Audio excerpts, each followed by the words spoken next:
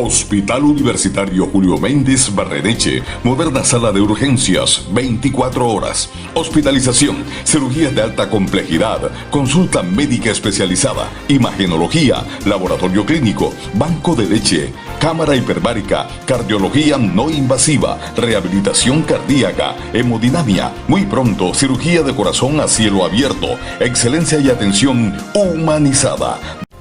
Hospital Universitario Julio Méndez Barreneche.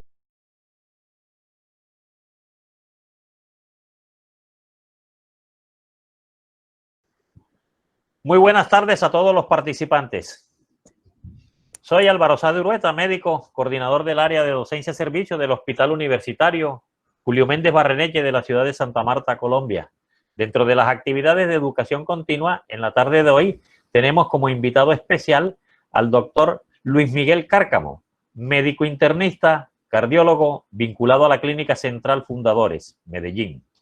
Nos dictará la charla titulada Manejo farmacológico en insuficiencia cardíaca congestiva estable. Nuestros agradecimientos al doctor Miguel Tejeda por todo el apoyo brindado en la programación de estas actividades de educación continua. Bienvenido, doctor Cárcamo. Adelante con su conferencia. Mil gracias por aceptar nuestra invitación. Muchas gracias a usted, doctor Sade, y a doctor Miguel Tejeda por la invitación. Bueno, muchas gracias ante todo por la invitación del doctor Sade, a mi compañero el doctor Miguel Tejeda. Y en la tarde de hoy quiero compartir con ustedes el manejo farmacológico en los pacientes con falla cardíaca crónica estable. Y el primer mensaje que les quiero dejar es que la falla cardíaca, al igual que cualquier otra de las enfermedades, o es una enfermedad tan mortal como algunas neoplasias malignas. Nosotros siempre que pensamos en neoplasia, lo primero que se nos viene a la mente es cuándo va a fallecer el paciente o cuál es el pronóstico del paciente. Y tenemos que también incluir esta mentalidad en los pacientes con falla cardíaca. En estos pacientes, el pronóstico incluso va a ser mucho peor en pacientes en comparación con cáncer, y es mucho más deleterio cuando se compara con otras comorbilidades. Por lo tanto, para este tipo de pacientes siempre es importante darle las intervenciones más eficaces que tenemos disponibles en el momento. Acá lo que les quiero mostrar es un estudio que fue realizado por Stewart en Escocia, donde se observa que incluso en ese hospital la mortalidad, o morían más pacientes por falla cardíaca que por cualquier causa de los diferentes tipos de cáncer, incluyendo cáncer de pulmón, cáncer de próstata para hombres, cáncer de mama para mujeres y cáncer de ovario. Y por eso mi primer mensaje, incluso ahora que estamos en épocas de pandemia, también quiero recordar que incluso fallecen más pacientes de mortalidad cardiovascular que incluso de la misma pandemia. Si vemos la falla cardíaca desde hace muchos años, por ejemplo alrededor de los años 70, vemos que la mortalidad era notoriamente elevada.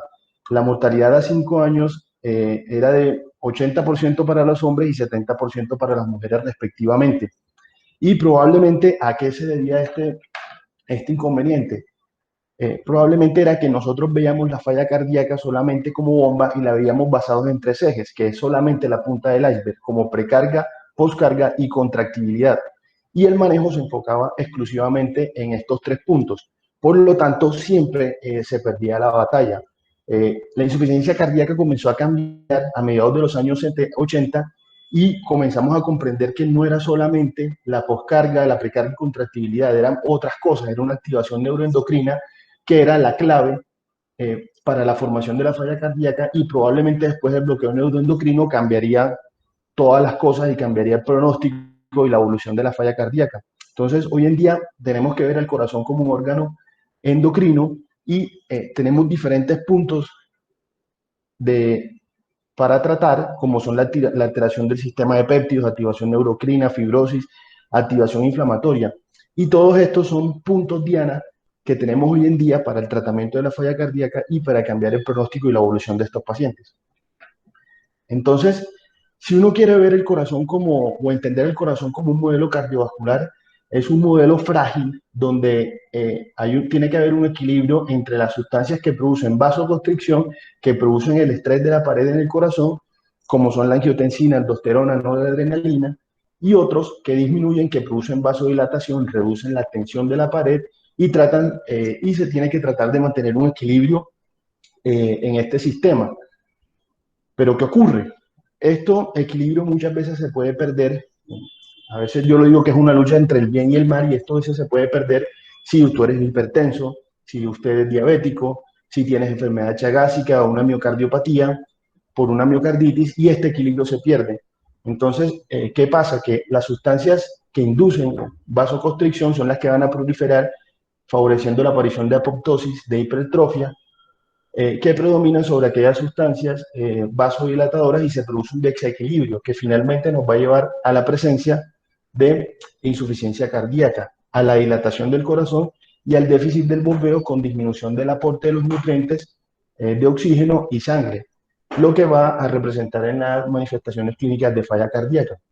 Entonces, este es el modelo neuroendocrino, habla de que cuando se presenta una anoxia, ya sea por cualquiera de las que mencioné, se produce un deterioro de la función sistólica. Inicialmente va a haber una activación de estos sistemas compensatorios, pero estos sistemas, si no tienen una contra o algo o un sistema que los regule, producen las alteraciones, como son vasoconstricción sostenida, alteraciones hemodinámicas, lo que lleva al daño, a la remodelación cardíaca y al empeoramiento progresivo de la función sistólica. Entonces, veamos los números de la falla cardíaca. Alrededor de 14.9 millones de personas en Europa tienen falla cardíaca y alrededor de unas 6 millones en Estados Unidos. Uno de cada 5 personas mayores de 40 años en algún momento van a desarrollar falla cardíaca. Por otro lado, como les mencionaba, en los casos de falla cardíaca fallecen más pacientes, 2 de cada 3 mueren más por falla cardíaca que por cáncer, incluso cáncer de mama. Vemos también que la falla cardíaca es una de las principales causas de hospitalización en pacientes mayores de 65 años. Uno de cada 25 de estos pacientes puede sobrevivir a falla cardíaca, y uno de cada 10 pacientes va a morir por falla cardíaca en los siguientes 30 días de hospitalización. Esto también nos va a incrementar los costos del sistema de salud. Aproximadamente cada año a nivel mundial los costos por hospitalizaciones por falla cardíaca, incluyendo su tratamiento directo, es alrededor de 108 billones de dólares anuales. Pero entonces, bien, hablemos de falla cardíaca. ¿Qué es falla cardíaca? Es un síndrome clínico que se va a caracterizar por la aparición de unos síntomas típicos que en general son disnea, autornea, aunque ya no se hablan de que son tan típicos, porque depende, los pacientes tienen muchas comorbilidades que pueden confundirlos. Esto se acompaña de algunos signos como elevación de la presión venosa yugular, crépitos, etcétera, que finalmente van a causar una anomalía, ya sea estructural o funcional, y que van a generar un gasto cardíaco reducido o la elevación de las presiones intracardíacas en reposo o durante el esfuerzo, y esto es lo que finalmente se va a expresar clínicamente. Acá, ¿qué es lo importante? Hacer el diagnóstico temprano y oportuno de la falla cardíaca para poder ejercer una terapeuta al igual temprana. Entonces, la falla cardíaca, más que signos y síntomas, nosotros tenemos que verlo con un nuevo enfoque, unas nuevas estrategias, la utilización de los biomarcadores que son de fundamental importancia. Sin embargo, hablemos de la sintomatología primero. Estos son aparentemente los signos y síntomas que son típicos para la falla cardíaca, que vemos en el cuadro, los síntomas típicos y los signos más específicos. Sin embargo, en las últimas guías no se están hablando de sintomatología ni de tipicidad de esta sintomatología, ya que muchos pacientes presentan comorbilidades que pueden confundir a la clínica para definir cuándo un paciente pueda o no tener insuficiencia cardíaca. Más o menos se tiene en cuenta entonces la utilización de los criterios de Framingham, que en las últimas guías han perdido poder. Se habla de diagnóstico de falla cardíaca con la presencia de 2 o más criterios mayores de Framingham. Sin embargo, hay algunas dificultades o hay algunos escenarios que presentan dificultades, sobre todo en aquellos pacientes mayores de 70 años, porque estos pacientes no se incluyeron en los diferentes estudios para criterios de Framingham, y son los pacientes que presentan otras comorbilidades y que pueden generar sintomatologías confusionales para decir que estos pacientes puedan o no tener falla cardíaca. En general, más o menos, la gran mayoría de los síntomas que se presentan con frecuencia son la disnea, que la disnea se puede presentar en cualquier otro tipo de patología pulmonar, el edema, la tos y la autornea. Y si ven, en la medida que aparentemente los síntomas específicos, como son la autornea, la disnea paroxística nocturna, son poco menos frecuentes en comparación con las demás clínicas. Y por eso, a veces solo con la clínica es complejo hacer el diagnóstico. necesitamos entonces apoyarnos en otras sustancias y en este caso tenemos los péptidos natriuréticos. ¿Qué pasa? Los péptidos natriuréticos son un sistema fisiopatológico de cardioprotección endógena frente a los diferentes eventos que se ponen en marcha por la activación de ejes en respuesta al daño miocárdico, que induce al inicio de la falla cardíaca tras presentarse una anoxia. La actividad de este sistema pone en manifiesto de que en realidad, como les decía, el corazón es un órgano endocrino. Y la función de estos péptidos es tratar de contrarrestar los efectos deleterios de la activación del sistema o del eje renina-angiotensina-aldosterona, que se traducen en vasoconstricción, hipertrofia y fibrosis miocárdica.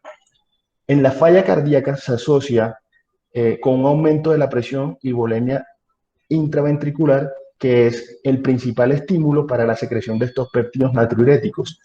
Y este incremento o esta elevación se va a dar independiente de cuál sea la causa o el origen de la insuficiencia cardíaca, pero se relaciona directamente con el grado de congestión y severidad, correlacionándose con la clase funcional y las presiones capilares. Idealmente, los péptidos natriuréticos entonces nos van a permitir o son útiles para descartar el diagnóstico de la falla cardíaca gracias a que tienen un alto valor predictivo negativo. Ejemplo, en este contexto que tenemos pacientes con sospecha de insuficiencia cardíaca aguda, pacientes que vienen o que cursan con disnea o que se está sospechando una insuficiencia cardíaca de nuevo, es importante la utilización o las guías recomiendan en lo posible la medición de los péptidos natriuréticos, ya sea del NT-proBNP o del BNP. Si el valor de este es menor a 300 o el del BNP menor a 100, con total seguridad podemos descartar que el paciente tiene insuficiencia cardíaca. Y esa es la importancia de los péptidos natriuréticos en el servicio de urgencia cuando tenemos un paciente con un enfoque de falla cardíaca. Ahora bien, en los pacientes en la consulta ambulatoria, los valores son diferentes. En los pacientes con consultas, el NT-proBNP por debajo de 125 nos descarta la presencia de falla cardíaca y un valor de BNP por debajo de 35 nos habla que un diagnóstico muy poco probable de insuficiencia cardíaca. Ahora, si tenemos alguno de estos valores elevados, ya sea mayor a 125 o mayor a 35 de BNP, acá sí debemos considerar la posibilidad de que el paciente pueda tener una falla cardíaca de nuevo, pero debemos apoyarnos en otras herramientas como son los estudios de imágenes. Las guías nos las recomiendan la utilización de estos péptidos natriuréticos en 3 aspectos, con un nivel de evidencia 1 para el diagnóstico de la insuficiencia cardíaca, bien sea de manera ambulatoria o como falla cardíaca aguda. Lo otro es que nos va a permitir dar diagnóstico y pronóstico de estos pacientes también con un nivel de evidencia 1. En la medida en que los niveles de BNP o proBNP sean más elevados, quiere decir que hay más noxa, que hay más presión de la pared y obviamente el pronóstico de estos pacientes va a ser mucho más grave. Acá lo que les quiero mostrar es el algoritmo de diagnóstico, que es una estrategia que nos va a permitir una aproximación probabilística ante la posibilidad de un paciente con insuficiencia cardíaca, donde obviamente tenemos que la anamnesis fundamentalmente y la exploración física para tratar de identificar los signos y síntomas probables que puedan presentar estos pacientes, un electrocardiograma, que cualquier anormalidad o cualquier anormalidad de estas anteriores que esté presente, en lo posible se debería hacer la medición de los péptidos, que ya comenté los valores previamente. Aunque si no hay la posibilidad de los péptidos, porque no en todos los casos lo tenemos, siempre es importante la utilización del ecocardiograma. El ecocardiograma es una herramienta que va a ser fundamental y que nos va a permitir clasificar o determinar la posible etiología y nos va a permitir inmediatamente definir el tratamiento de estos pacientes. Entonces, gracias a la ecocardiografía, que es la principal herramienta para el estudio de la etiología de la insuficiencia cardíaca y nos va a aportar información sobre la estructura y la función miocárdica, con la utilización de esto podemos definir diferentes fenotipos. Ejemplo, hoy nos vamos a enfocar en los pacientes con fracción de eyección deprimida o insuficiencia cardíaca con fracción deprimida, cuando la fracción es menor al 40%. También nos permite definir si los pacientes tienen valvulopatías asociadas o si la falla cardíaca es por ventrículo izquierdo o si la fracción de eyección es preservada, pero hay un incremento en las presiones sobre la aurícula izquierda. Entonces, cuando ya nosotros hemos identificado que el paciente tiene falla cardíaca, es importante clasificarlo. Y realmente son importantes estos diferentes tipos de las clasificaciones. Y sí, nos van a servir porque de esta manera podemos hablar todos el mismo idioma en cualquier parte y Solamente con leer este tipo de clasificaciones podemos saber cuál es en qué momento y en qué condición está el paciente y cuál es la severidad de su falla cardíaca. Entonces, tenemos la fracción de eyección, tenemos el estadiaje de los estadios A, B, A a la D, la clase funcional con la NIJA y el tiempo de curso. Si los pacientes tienen una falla cardíaca crónica, si su falla cardíaca es estable o descompensada, si es de novo o resuelta, que en otros casos también se conoce como recuperada. Entonces, hoy vamos a hablar específicamente de la falla cardíaca con fracción de eyección deprimida, que en este caso solamente se cumplen dos criterios: la presencia de signos y síntomas de falla cardíaca asociado con unos cambios o los hallazgos en la ecocardiográficos con fracción de eyección por debajo de 40%. Los otros casos que son con fracción de eyección en zona gris o en rango medio, que son cuando la fracción de eyección está entre 40 y 49 y falla cardíaca con fracción de eyección preservada por encima de 50, más la clínica, pero en estos casos siempre las guías recomiendan que tiene que haber incremento de la presencia de incrementos de las mediciones de péptidos natriuréticos. Entonces vamos a enfocarnos en la falla cardíaca con fracción de eyección deprimida. Y aquí es muy importante que tenemos los múltiples sistemas de clasificación que han sido desarrollados para caracterizar a los pacientes con falla cardíaca y definir a aquellos pacientes que ya tienen una enfermedad avanzada. Entonces, por ejemplo, la clase funcional de la NIJA, de la New York Heart Association, nos permite saber en qué momento los pacientes puedan presentar clínicas o sintomatología en reposo o con cualquier actividad física. Tenemos pacientes, entonces, de la clase 1 hasta la 4, los pacientes en clase 1 son los que no tienen limitaciones o pueden hacer una actividad física normal, y los clase 4 los que tienen una limitación severa. Y ya esto nos habla del pronóstico de los pacientes. Obviamente, en la medida que se encuentran más graves, o la NIJA 4 son los de peor pronóstico. Por otro lado, tenemos el estadio que en el 2001 desarrolló la AJA y la ICC, que nos permite identificar a los pacientes en estadios A, B, C o D.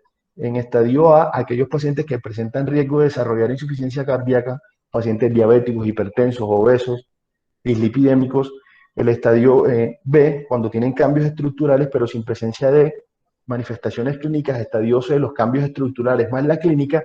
Y estadio D son aquellos pacientes que tienen una enfermedad avanzada, que necesitan soporte, que necesitan cuidados paliativos. Y por último, tenemos la escala del Intermax, que es el registro interinstitucional para la circulación asistida mecánicamente, que básicamente es un sistema de clasificación que fue desarrollado para tratar de identificar a aquellos pacientes que tengan en fallas cardíacas avanzadas, para poder definir mejor su pronóstico y qué tan urgente es su intervención en términos de la necesidad de trasplante cardíaco o dispositivos de asistencia ventricular. ¿Qué ventaja tienen todos estos sistemas de clasificación? Que se pueden utilizar en paralelo y que nos van a permitir definir con mayor precisión en qué momento un individuo, el espectro del individuo y cuál es la progresión de su enfermedad en ese momento.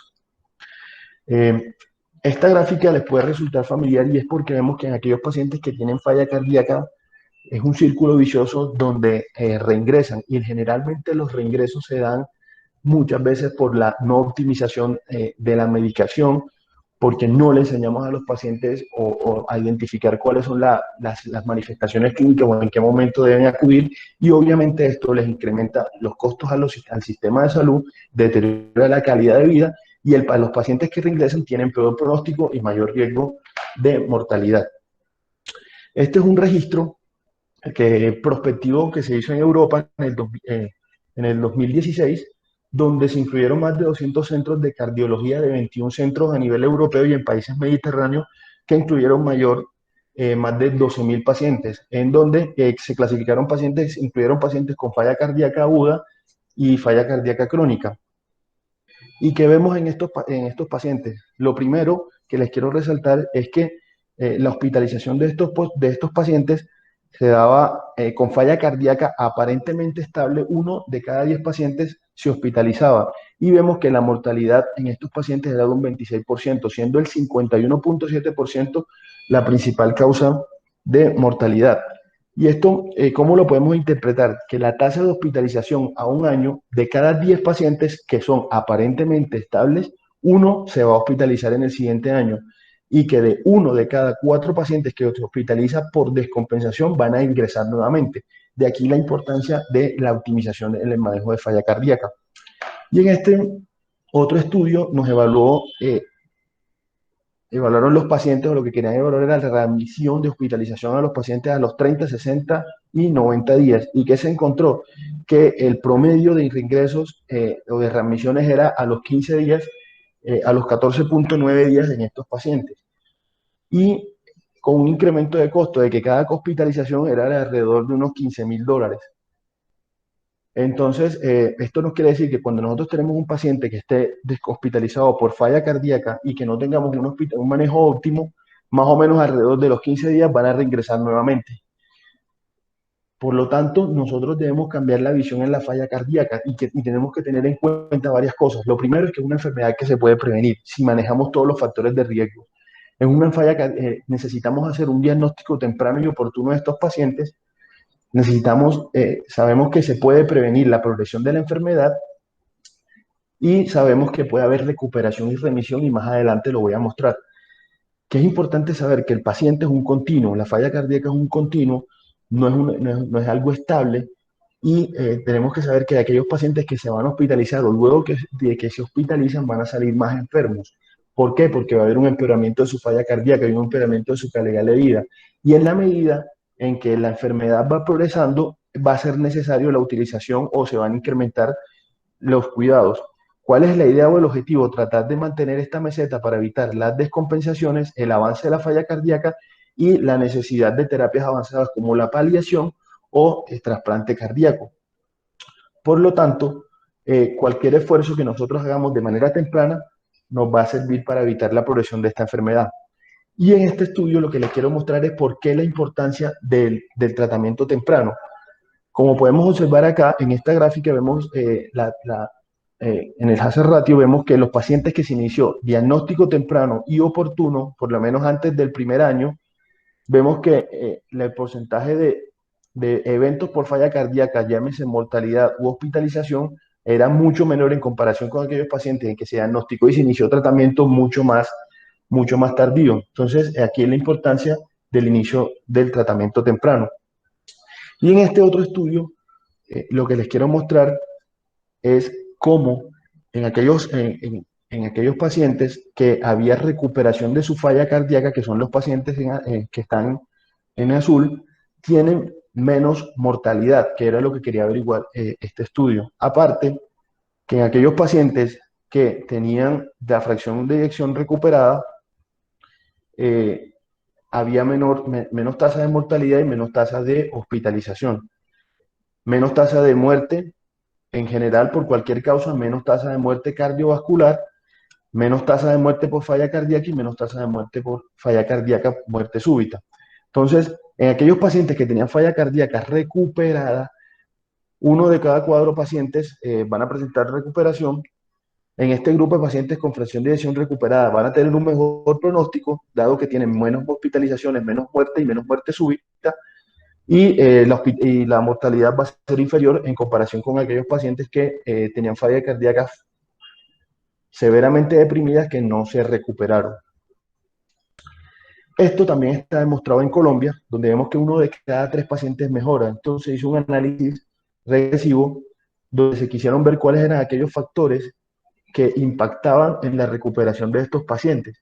Entonces, en este análisis multivariado, el único factor que dio importancia para la recuperación de estos pacientes fue la terapia médica óptima, independientemente de cualquiera de los otros análisis. De aquí la importancia de siempre optimizar el paciente.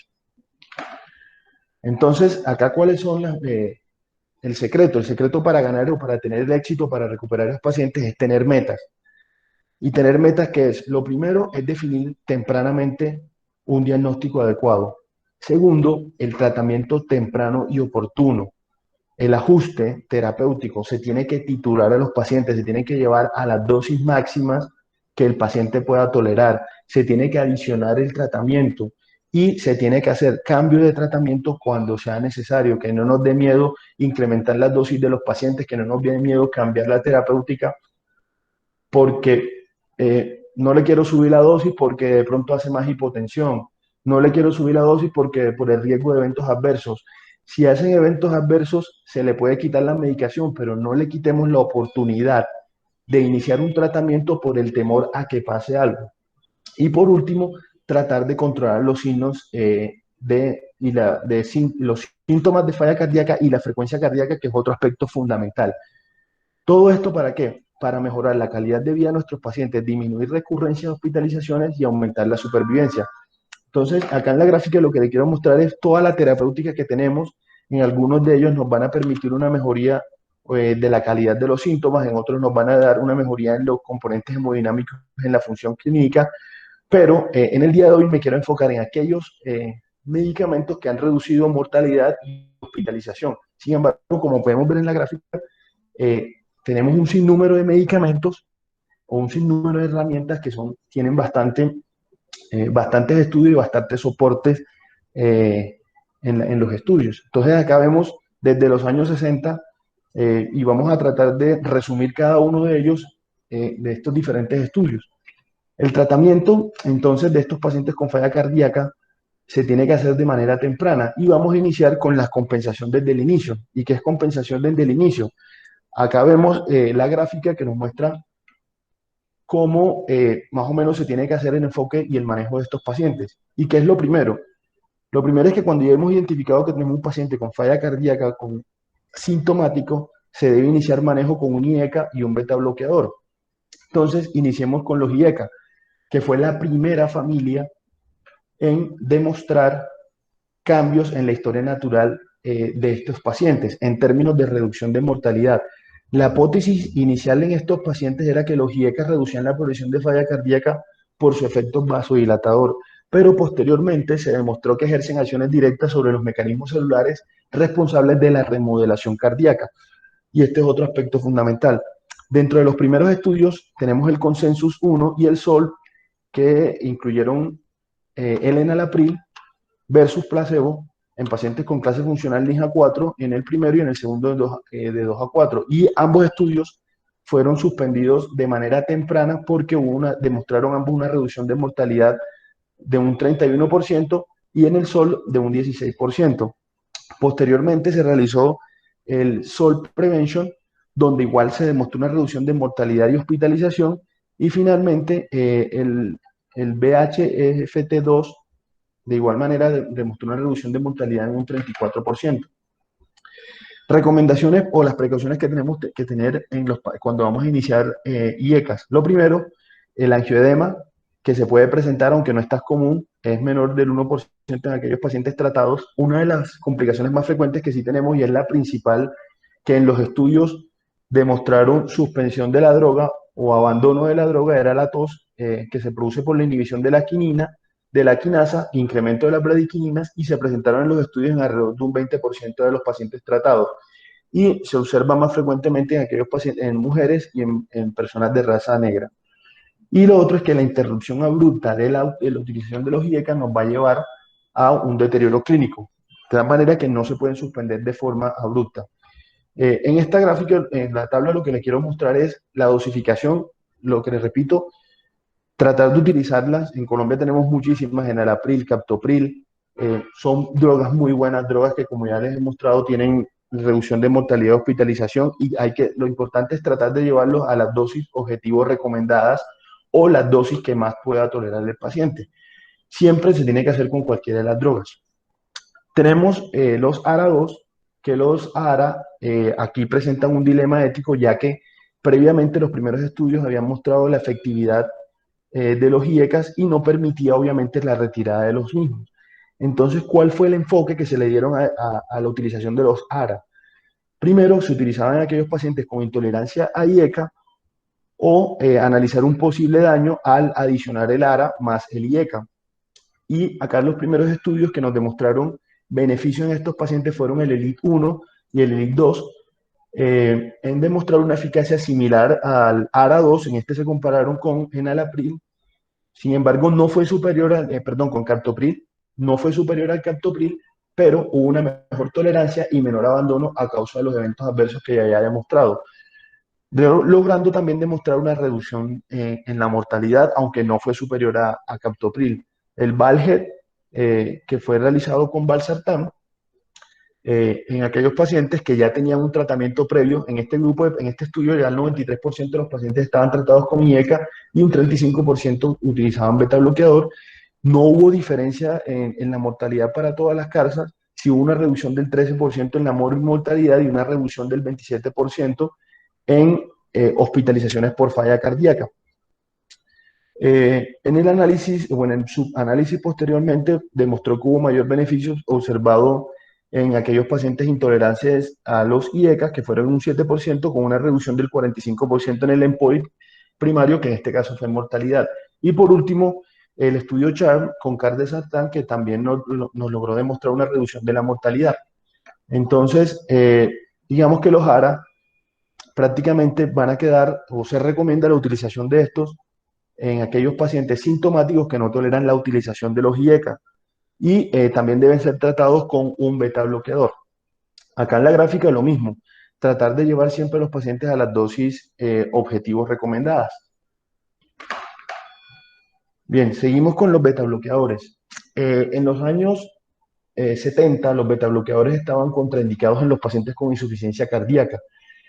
Probablemente, o a qué se debía esto, porque se pensaba que el efecto inotrópico negativo inicialmente podía producir un empeoramiento de la insuficiencia cardíaca, y esto era probablemente a que se asoció a una introducción o se iniciaban estos pacientes con unas dosis muy elevadas, lo que generaba estos eventos deleterios. Actualmente se clasifican en 4 grupos o en 4 generaciones. Inicialmente tenemos hacia los años 70 los de primera generación, como son propanolol y timolol, donde tenían un antagonismo no selectivo a los beta. Los de segunda generación entre los años 70 y 80, como son el metoprolol succinato y bisoprolol, que ya nos hablaba de un bloqueo más selectivo beta. Los de tercera generación hacia los años 90, como el carvedilol y nebivolol, que adicionalmente tenía un efecto vasodilatador, y hacia el 2010 el budindolol, pues que ya tenía múltiples mecanismos y este no está disponible en Colombia. Acá en la tabla lo que les quiero mostrar es la selectividad a los receptores beta 1 y beta 2, por ejemplo, cómo son muy elevadas en caso de bisoprolol y carvedilol y nebivolol, que adicionalmente carvedilol y nebivolol tienen eventos adicionales como son vasodilatación gracias a la liberación de óxido nítrico. Acá igual las recomendaciones, las dosis finales. En Colombia disponible carvedilol en el POS, así que se puede utilizar sin ningún problema, tratar de llevarlo a las dosis más altas de 25 a 50 miligramos 2 veces en el día. ¿Qué ventajas nos dan o los efectos beneficiosos en falla cardíaca? Lo primero, en la función cardíaca nos va a permitir un incremento en la fracción de eyección, una disminución en los volúmenes ventriculares y de insuficiencia mitral en caso de presentarse, mejora la función diastólica y mejora la función del ventrículo derecho, al igual que nos va a permitir mejorar la sintomatología y la capacidad funcional en los pacientes. Y tenemos 6 estudios o ensayos clínicos que han logrado demostrar una reducción de la mortalidad notoria en estos pacientes con IFER. ¿Y cuáles son estos estudios? Tenemos los 2 primeros, que son el CIVIT y MERIT. Fueron los primeros estudios prospectivos a gran escala, ambos interrumpidos de manera prematura, ya que lograban una reducción o beneficio en la supervivencia y una reducción de la mortalidad en ambos estudios de un 34%. Además, que había una reducción en episodios de muerte súbita, de hospitalizaciones por falla cardíaca y mortalidad por cualquier causa. Estos pacientes, cabe resaltar que ya venían en manejo también con uso de IECAS. Posteriormente se demostró el beneficio con el uso de carvedilol en pacientes que venían euvolémicos con una reducción en mortalidad de un 10%, y el mismo carvedilol, pero en pacientes post-infarto, post-eventos isquémicos cardíacos, en el estudio Capricorn, que también logró una reducción de mortalidad en un 23%. Finalmente, el estudio Senior con nebivolol analizó la eficacia de nebivolol en pacientes con edad avanzada independientemente de la fracción de eyección, y también logró una reducción de mortalidad en este tipo de pacientes con falla cardíaca. ¿Cuáles son las recomendaciones para el inicio de falla de beta bloqueadores? Lo primero es que, como ya he mencionado, estaban indicados en pacientes que tengan clínica síntomas actuales o previos de falla cardíaca con disfunción sistólica. Las contraindicaciones, algunas pueden ser relativas, por ejemplo, el asma, tiene que utilizarse con cuidado, sobre todo si aquellos pacientes tienen hiperreactividad bronquial o tienen un test broncodilatador positivo. En bradicardia severa, pacientes con frecuencias por debajo de 60 latidos por minuto, y en bloqueos AB avanzados, como son los bloqueos de segundo o tercer grado.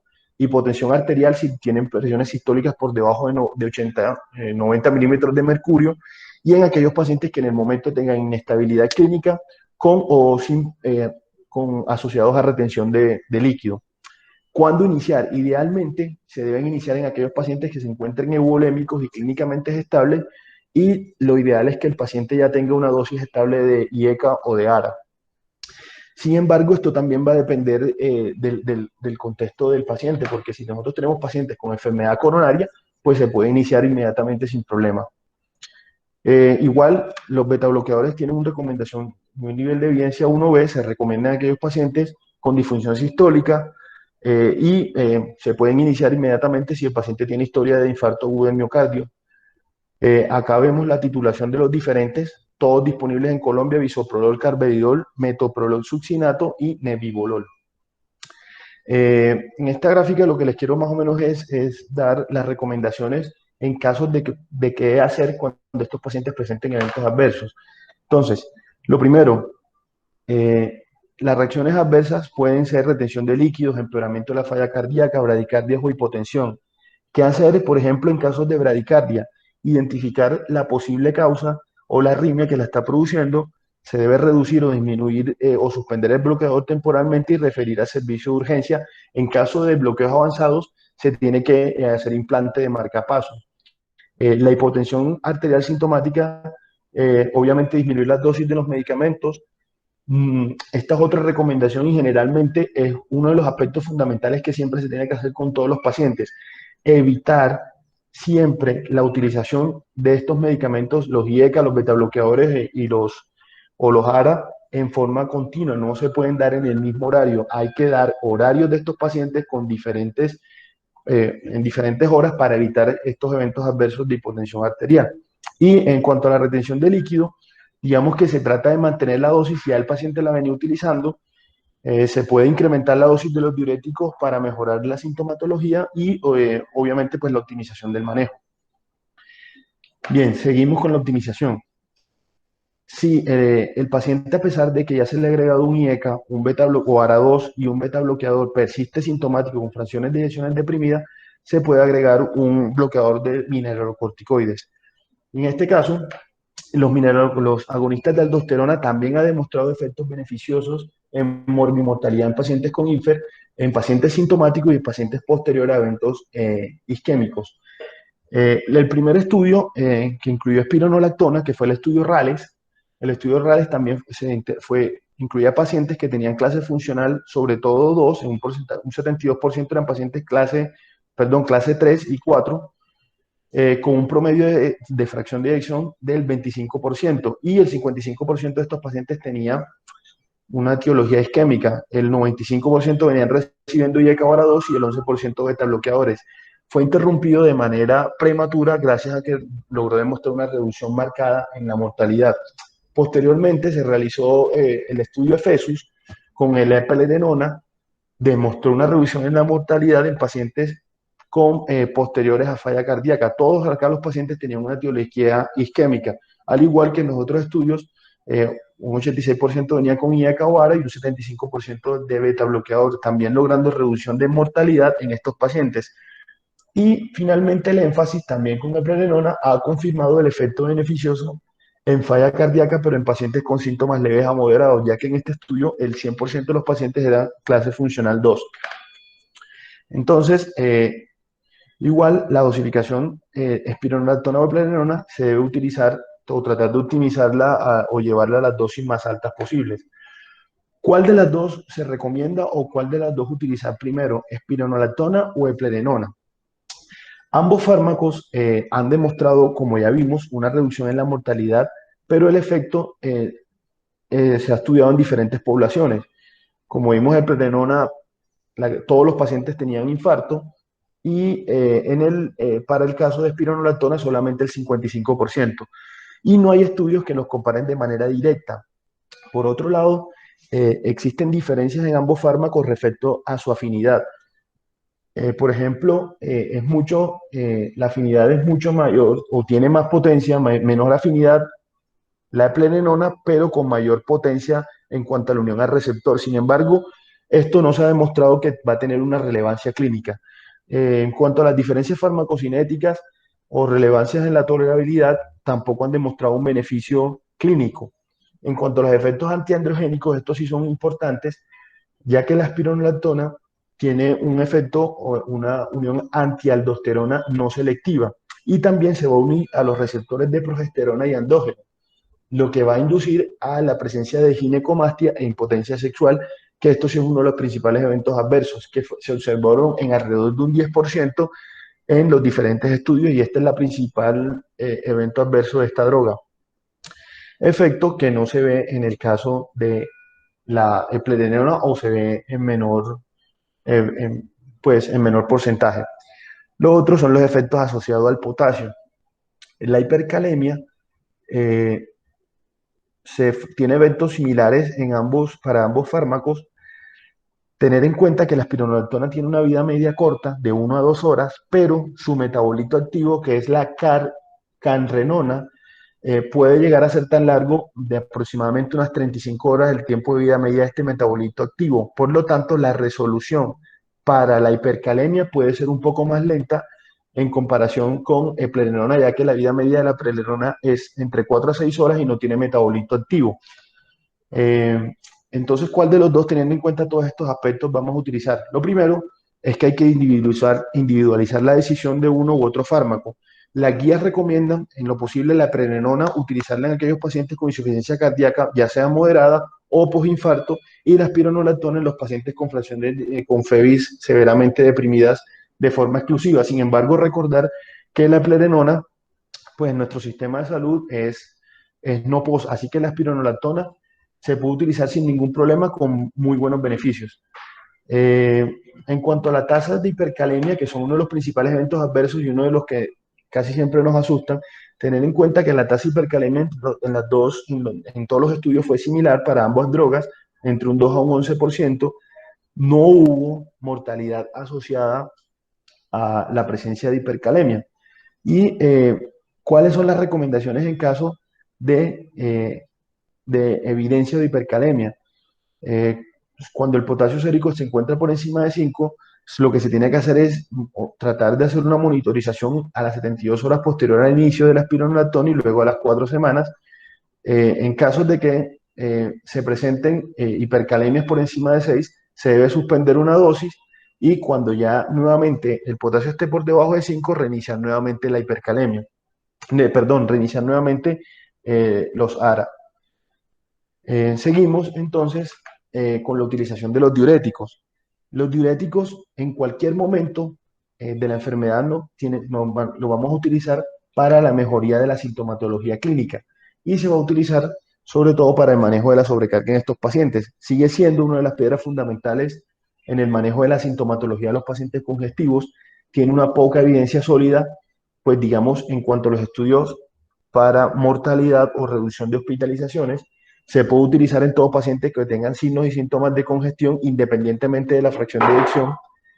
Las guías, tanto la AJA como las europeas, recomiendan el uso de los diuréticos de ASA y la combinación con diurético tiazídico como una posible estrategia en casos de que los pacientes sean resistentes a monoterapia. Por otro lado, lo que les había comentado, hay pocos estudios que nos den información sobre el efecto del tratamiento diurético en caso de supervivencia. En cuanto a los diuréticos de ASA, se recomiendan solamente para la mejoría de los signos y síntomas. Siempre se tiene que tener ese as bajo la manga, siempre se tienen que formular para definir el paciente en qué casos debe de utilizarlos. Como les dije, solamente se recomiendan en caso de que tengan retención de líquidos. Recordemos igual que es un antihipertensivo, igual le puede bajar la presión y le puede dar más eventos adversos como hipotensión en caso de que se estén utilizando. Por lo tanto, solamente se tienen que utilizar en caso de que tengamos retención de líquido.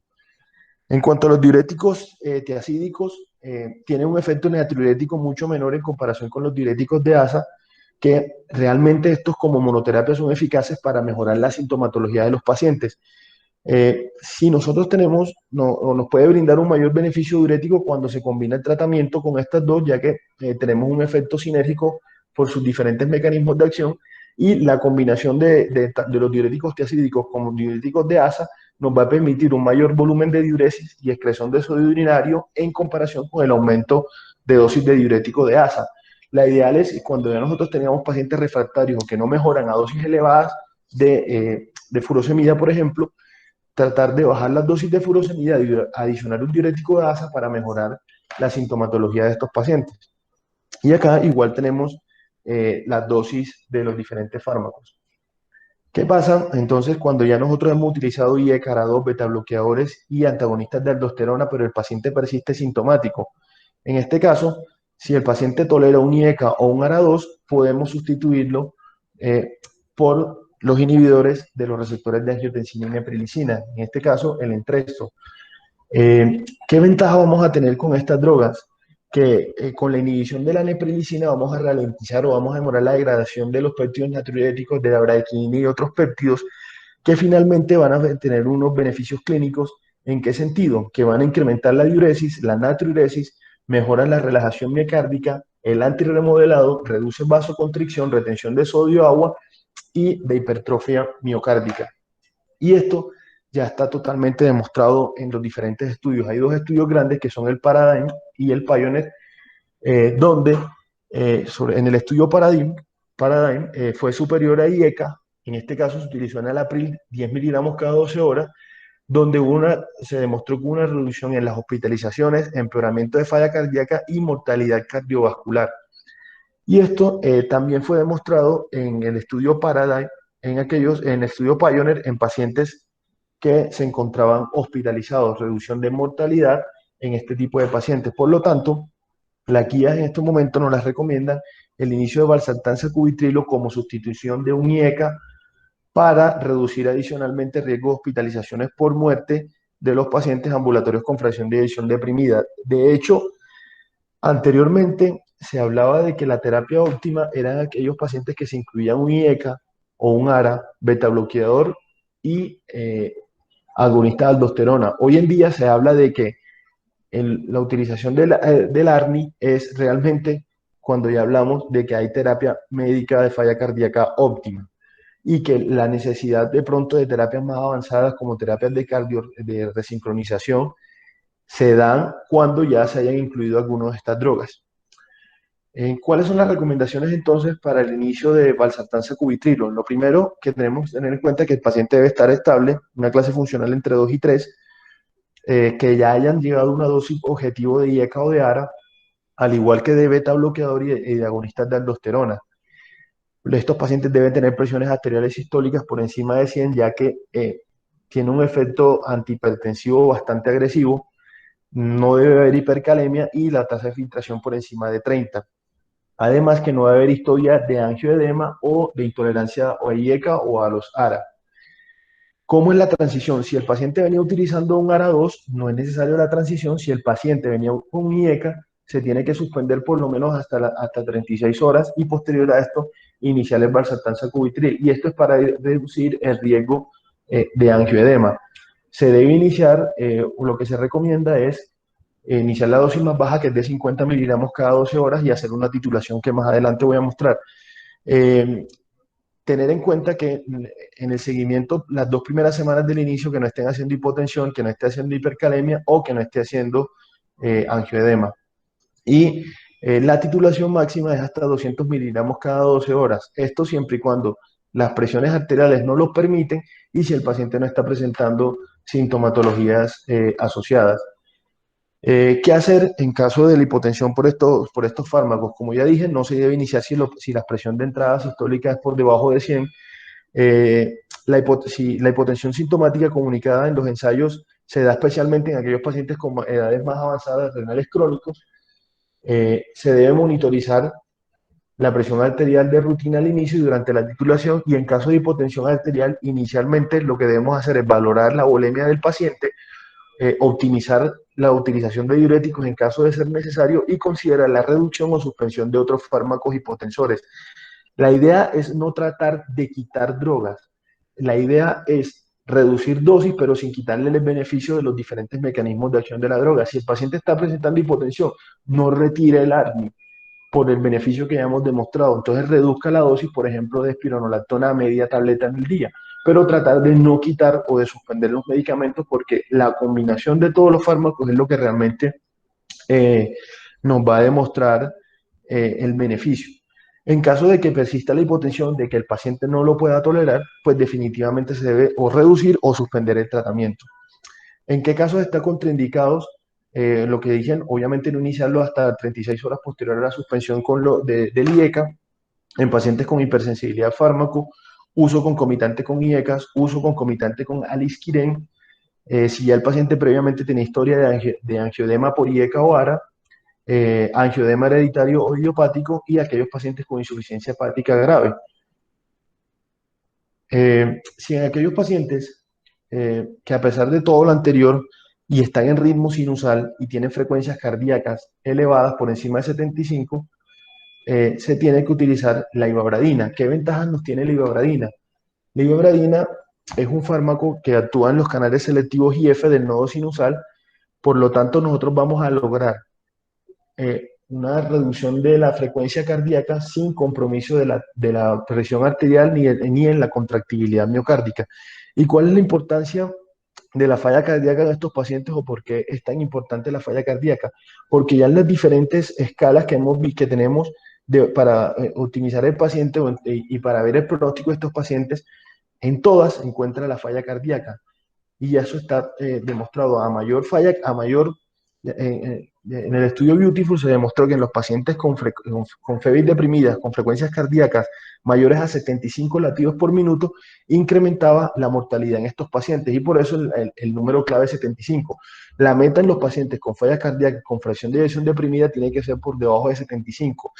Si usted, a pesar de tener dosis altas, las dosis más altas posibles de beta bloqueador o las dosis máximas tolerables y no ha logrado reducción de frecuencia cardíaca, se debe adicionar la ivabradina, o en el caso de que aquellos pacientes que no toleren el uso de beta bloqueadores y que persistan con frecuencias cardíacas elevadas.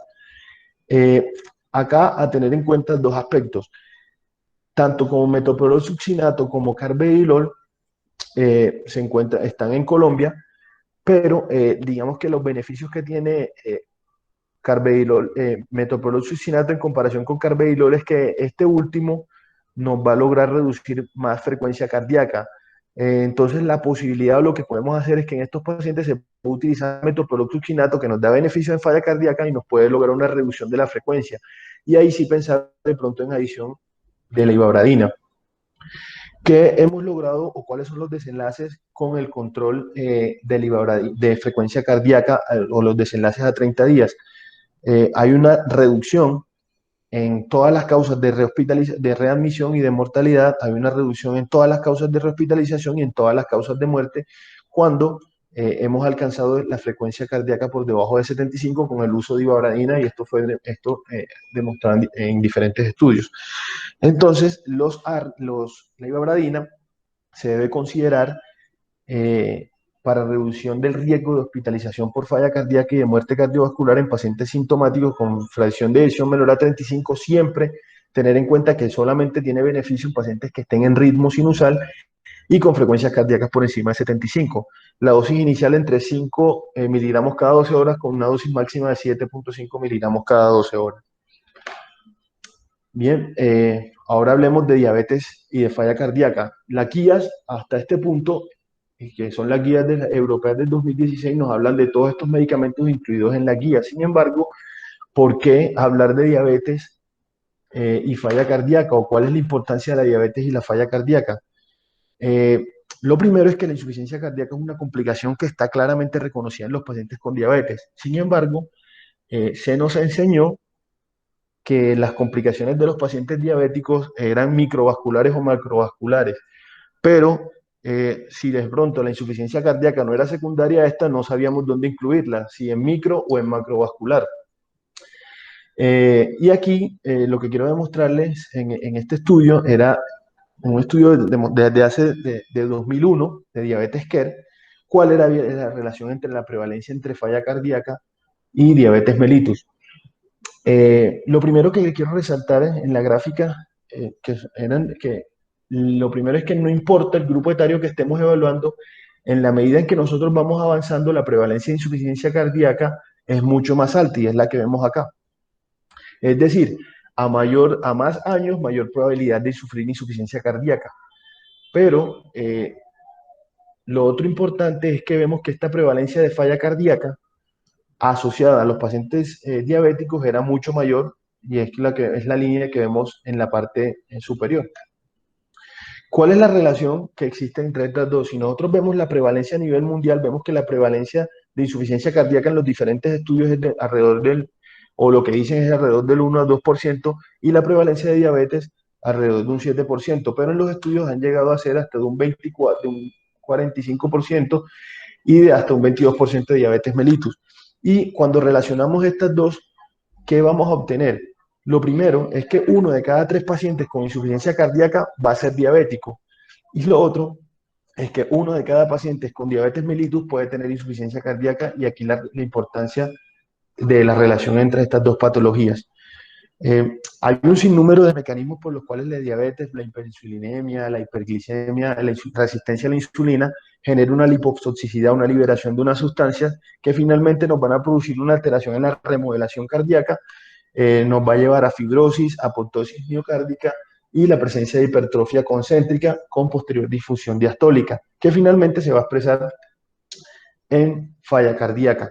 Y tenemos varias drogas que nos han permitido demostrar una reducción de la mortalidad en estos pacientes, como son la empaglifosina y canaglifosina.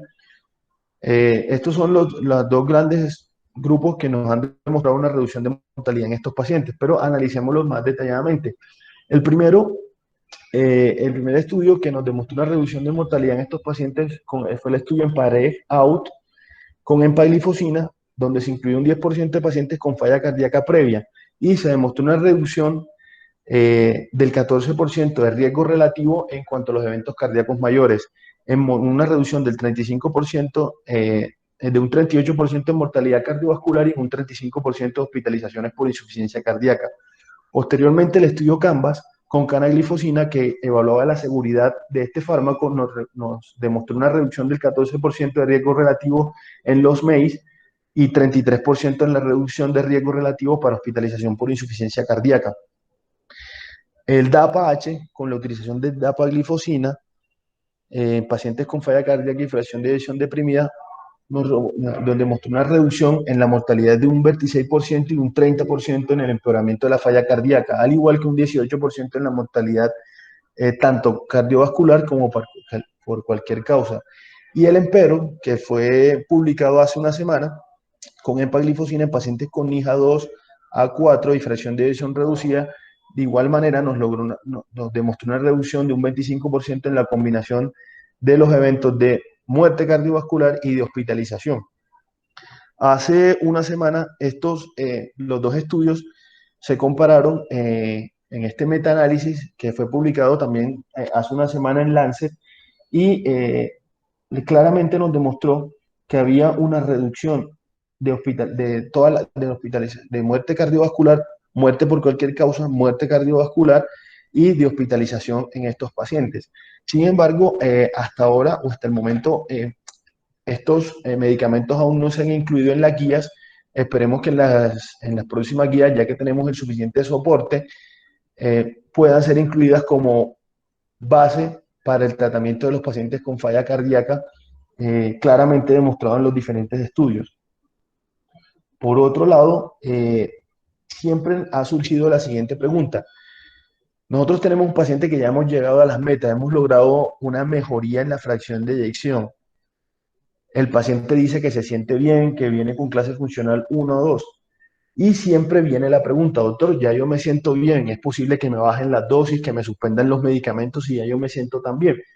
Y esto, el estudio TRED, que fue un estudio donde vimos pacientes que eran asintomáticos, que tenían una fracción de eyección recuperada entre un 40 y un 50%, con niveles de BNP bajos, lo demostró. Lo que quisieron hacer es que querían ver en este estudio qué pasaba con la suspensión gradual del manejo. En el grupo de intervención, una suspensión gradual de tratamiento en comparación con la continuación del manejo. Y lo que se quería ver era la recaída de la cardiopatía a 6 meses, si había una reducción de la fracción de eyección mayor al 10% y la presencia de BNP elevado con clínica de falla cardíaca. Acá en la gráfica lo que les quiero mostrar es, más o menos, es cómo se fue haciendo la reducción y la evaluación, el seguimiento clínico se fue haciendo con unos cuestionarios para ver la calidad de vida, las mediciones de BNP y obviamente la valoración clínica. Una reducción inicialmente de los diuréticos de asa, reducción de mineralocorticoides, beta bloqueadores y por último IECA JARA2. Y se hizo un seguimiento a las 16 semanas y a los 6 meses. ¿Y qué se demostró? Que en los pacientes en que se suspendieron progresivamente el tratamiento, como vemos claramente en la gráfica, hubo un incremento en los eventos adversos de estos pacientes. Hubo empeoramiento de la clínica y hubo empeoramiento en su clase funcional. ¿En qué aspectos hubo compromiso? Lo primero, hubo una reducción en la fracción de eyección, hubo un incremento en la frecuencia cardíaca, hubo un incremento en las presiones sistólicas, a nivel de ecocardiografía hubo un incremento en las presiones diastólicas y la calidad de vida de estos pacientes fue mucho peor. Entonces, en conclusión, lo que podemos decir es que muchos pacientes que se consideran que se han recuperado una miocardiopatía dilatada recaerán posterior a la retirada del tratamiento. Y hasta que no se definan realmente unos predictores sólidos de recaída, el tratamiento debe continuarse de forma indefinida, por lo menos hasta ahora. Acá en la gráfica lo que les quiero mostrar es en dónde estamos, todo el soporte que tenemos. Acá obviamente no incluye las terapias no farmacológicas, que igual las tenemos disponibles, la resincronización, cardiofibrilador, dispositivos de asistencia, trasplante cardíaco y hacia dónde vamos. Lo que les comentaba inicialmente, que la falla cardíaca y el corazón se tiene que ver como un órgano endocrino y tenemos múltiples dianas y múltiples terapias que están en investigación para tratar de utilizar o de optimizar el manejo y de mejorar la evolución natural de esta enfermedad. Esta gráfica es del doctor Manito, donde él nos habla de una visión integral y hacia dónde vamos a la falla cardíaca, y él propone que la base de tratamiento, como la vemos acá, sea la utilización de los beta bloqueadores, de valsartán sacubitrilo, los antagonistas de mineralocorticoides y los inhibidores de SGLT2, que ya claramente han demostrado el beneficio que hoy en día aún no se encuentran incluidos en la terapia, pues en las guías. Igual que acá vemos en la gráfica, cómo es la pirámide del manejo, pero nuevamente, digamos, valsartán sacubitrilo y los inhibidores de la SGLT2, pues como más beta bloqueadores y agonistas de mineralocorticoides en la base del tratamiento de falla cardíaca. En conclusión, los mensajes que quiero que se lleven a la casa es que optimizar la terapia en insuficiencia cardíaca nos va a permitir modificar el pronóstico de los pacientes claramente visto. Siempre tenemos que llevar a la optimización de las dosis. Nunca debemos de o quitar las drogas o no iniciarlas por el temor a que puedan ser un evento adverso. Y obviamente las guías van a recomendar esta estrategia. El inicio temprano de los tratamientos que van a modificar el curso clínico, el ajuste terapéutico, como dije, la titulación, adición o el reemplazo del fármaco cuando sean necesarios, y también tener en cuenta que la frecuencia cardíaca debe considerarse una meta en el tratamiento. Por último, los dejo con esta frase: la sonrisa cuesta menos que la electricidad, pero da más luz. Muchas gracias.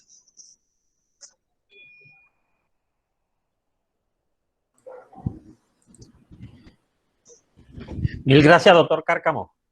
Muy interesante, muy actualizada su presentación. Nos ha dejado usted muy actualizados. No, muchachos, con mucho gusto. Si alguien tiene alguna pregunta para el doctor Cárcamo, es el momento de realizarla. dispone de muy poco tiempo el doctor Cárcamo. O si quieren me pueden escribir posteriormente, no hay problema. Exactamente. Igual cualquier interrogante que se les genere, pueden enviármelo al correo docencia y yo con mucho gusto se lo retransmito al doctor y posteriormente revisamos las respuestas.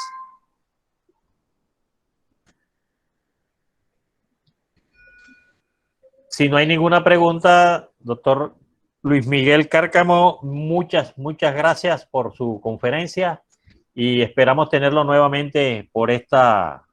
Claro que sí, con mucho gusto. Gracias, doctor. Vale, bueno, que estén muy bien, que tengan todos buena tarde. Hasta luego. Adiós, doctor.